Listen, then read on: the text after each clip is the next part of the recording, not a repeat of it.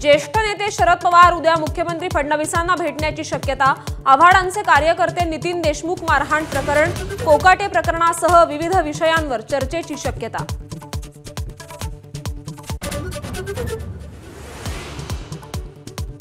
फडणवीस सरकार हे चारित्र्यहीन सरकार, खासदार संजय राऊतांची बोचरी टीका। मंत्रिमंडळातील 75% मंत्री युजलेस आणि दरोडेखोर असल्याचं राऊतांचं टीकास्त्र।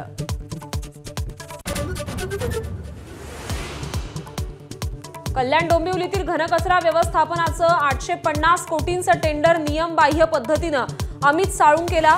शिंदे पिता पुत्रांवर राऊतांचा नवा आरोपांचा बॉम्ब। घोटाळ्यातील पैसा श्रीकांत शिंदे फाउंडेशनला जात असल्याचाही आरोप।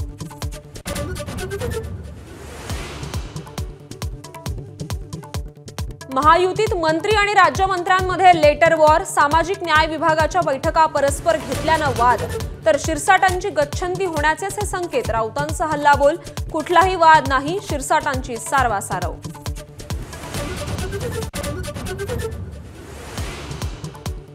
संभाजीनगरात कोचिंग क्लासमधील विद्यार्थिनींच्या भांडणावरून पालकांची तुफान हाणामारी।